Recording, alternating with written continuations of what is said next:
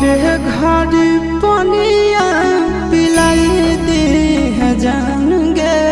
कफन ओढ़ाई दी है टूटत ही जब प्राण गे